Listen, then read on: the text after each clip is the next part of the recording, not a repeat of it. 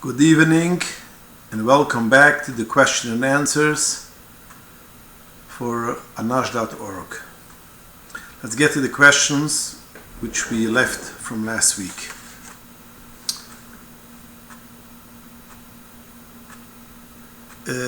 Does the PPP loan, which the United States government provides as a forgivable loan for the schools to cover 8 weeks of salary for their entire payroll, should be going towards parents' tuitions, or the school could take it and cannot deduct anything for the parents?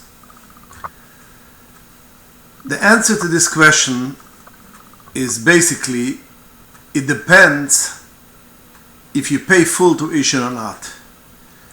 If a person pays full tuition as much as it costs a teacher, a child, so then you could say the government gives you a donation, so to speak, so you should deduct at least partial something from our schar limit.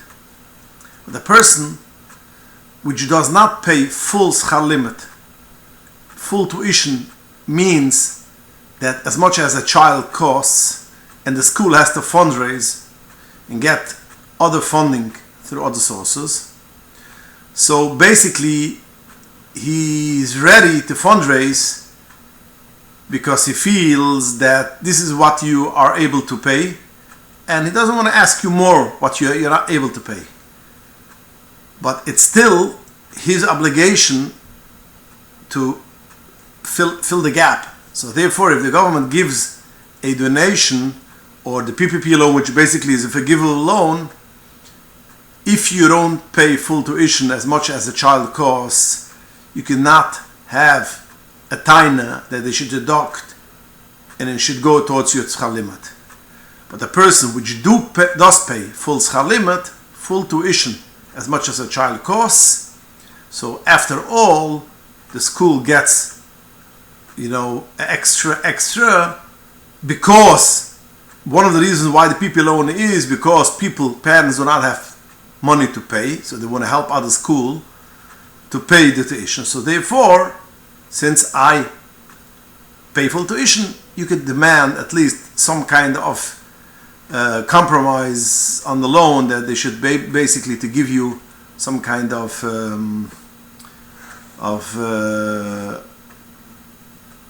exemption or whatever, how you call it.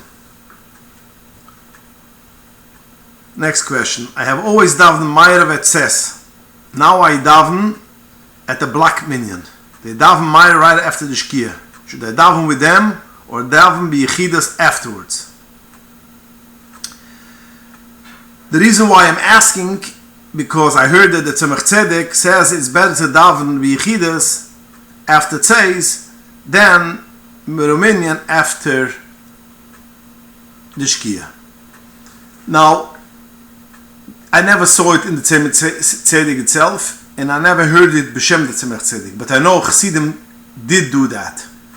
The Groise Chassidim used to wait till Tzes HaKochuvim fully and not daven after the Ashkiah, even if they had to give up the minyan. And by Chassidim that was a big thing. We see the Alter Rebbe in Shalz Shivas, he writes that one of the things of the Chassidim is that we don't eat gebroks and we daven Ma'ariv after the Tzes HaKochuvim. So yes, it's an inyan to daven by Tzes HaKochuvim. But if you might forget to daven, if you daven biyichidas later, or if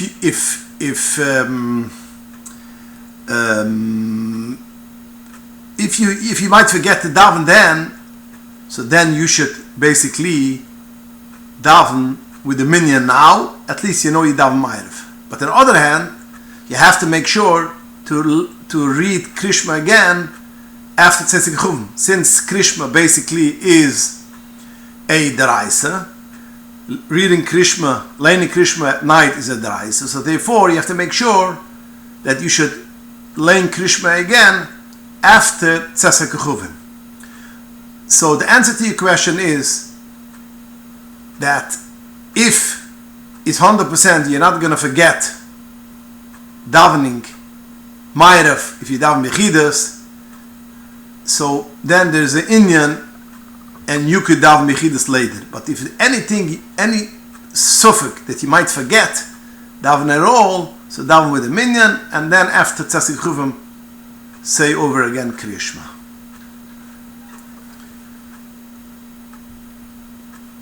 Next question. If I gave a donation to a certain organization which is running a campaign, and there was a certain time frame that they had to present something to us, and the time frame passed, what do we do? Do we still need to give it or not? The Ramur in Hilchas Tzedukah Simarai Shchuf Sif Tezvuv writes that even in Tzedukah a person could make it nigh. The Ramur says like this: if a person gives Tzedukah stam, and he has in mind that basically he is giving this tzedukah, and that it should be a refuah shalema for Ploini ben Ploini, and that person, Rahman Islam, did not make it and he passed away, you still have to give the money because he gave it stam.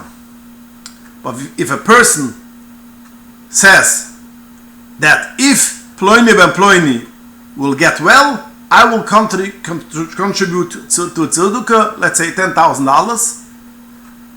So if he got well, you have to give it. If he didn't get well and he passed away, you don't have to give it, because a tanai is moil. A tanai helps also in tzedukah. So yes, you could give tzedukah with a tanai that I am only giving it with this condition. If you come up with this condition till that day, I'm ready to give it. If not, I don't want to give it.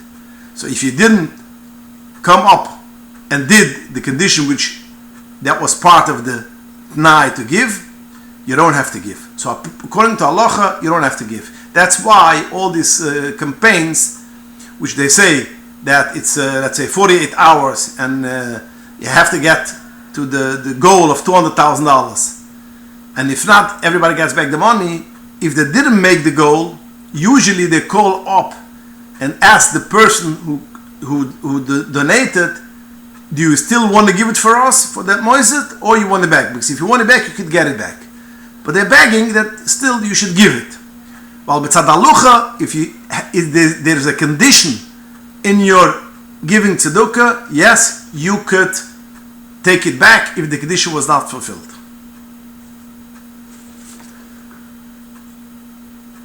A non-Jewish cleaning lady opened up the refrigerator in my house, and on the door was a bottle of wine which was not mavishal. Could I use it or not?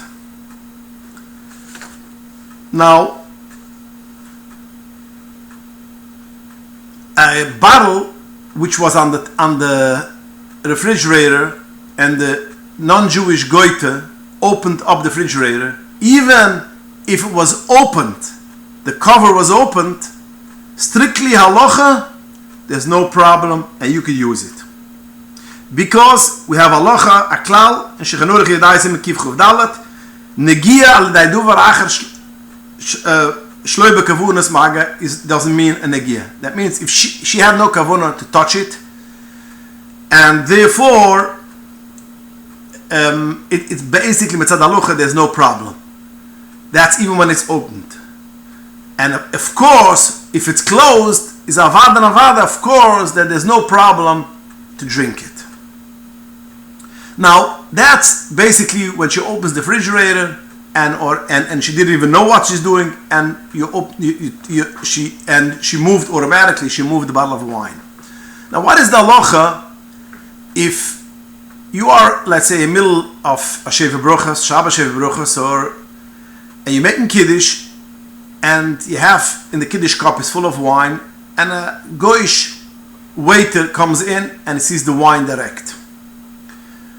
He sees it. He doesn't touch it, he sees it. Now this is Dua Inyan, the Shlu brings down from a sefer which is called Tama Mitzvahs from the Menachem Abavli, that there is a chimre not to drink such wine.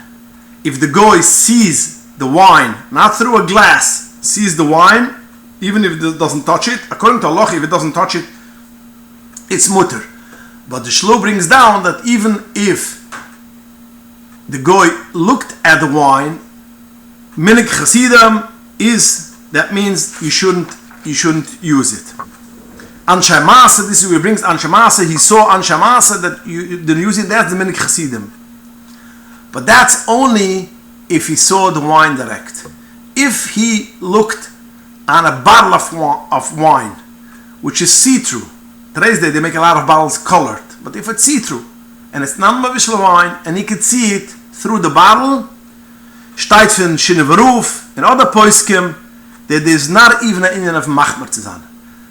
So, avada in the Yunim can everybody could be machmer if he saw it by his parents or by his bashpiyam, but akapunam tzedikim write that the cheshlu did not mean this thing. Even the Zifra Tzedek, a Svardische Gudel, writes it that that's not heilig what the shlu means. So therefore, if it happens to be that you open the refrigerator and the non-Jewish goiter saw the bottle of wine, even if it's not mavishal, you don't have to make a big deal, and you can make kiddush. Again, if you want to be machmer, no problem, but Shinevruv and the Zifra Tzedek and other poskim write that basically that's not even, according to the shlo, a problem. Next question. Shabbos Friday night, you cut the lower challah. Yom Tov night, you cut the top challah. What do you do when Yom Tov is on Shabbos? Yom Tov is Yom Tov and Shabbos, which challah do you cut? The answer is, you do it as Shabbos. Because there's no inyan, there's not the inyan that Yom Tov, basically you need to cut the upper challah, the top challah. But there's an inyan dafke Shabbos, it should be the lower challah, and therefore, since I'm avin al mitzvahs, they bring the lower challah closer to you, so you cut up the lower challah, which is closer to you. But that's an inyan dafke Shabbos. If it's not Shabbos, you do what Pashtus Halucha demands, that you cut the top challah. So when it comes Shabbos and Yom Tov, you still cut the lower challah, because it's an inyan of Shabbos should be the lower challah to be cut up. So therefore you do it as it's Shabbos. Next question. I live in a town which I have to walk to the shul 2 kilometers every Shabbos. It comes middle of the summer, it's piping hot. Am I allowed to put oil, something on my face? I shouldn't get sunburned. The answer is like this. There's a locha in Shechanorach Sima Shichuf Ches, Shichuf Zayin, in Shichuf Ches, that basically refuah b'Shabbos is osir. Anything which you do for refuah, and it's only a maichish ba'alma, that means you're not a choyle, and not even a choyle she'ayim baskuna, it's not permitted to make any refuah on Shabbos. So if you have a sunburn, for instance, you're burned already, and you want to put oil on your face, it's also to do on Shabbos. But if you did not have the problem, you don't have the maichish, it is only a preventive that you shouldn't get burned, you have no problem. You could do it. But you have to make sure it's oil, it's not a gel, which then you're going to other halachas of Shabbos, of marach. It's an oil, it's a liquid that you have no problem. Because you're not sick, you don't have a maichish, so therefore there's no refuah b'Shabbos. The same will be also to the people who winter get chopped hands or lips. So when you have already the chopped hands or chopped lips, you cannot put oil on it, even regular oil, because that's inyan of refuah b'Shabbos. But if you don't have chopped hands or lips, you're only afraid that maybe you're going to get chopped hands, there's no problem that you should dip your hands in oil in order to keep it moisturized, that you shouldn't get chopped hands.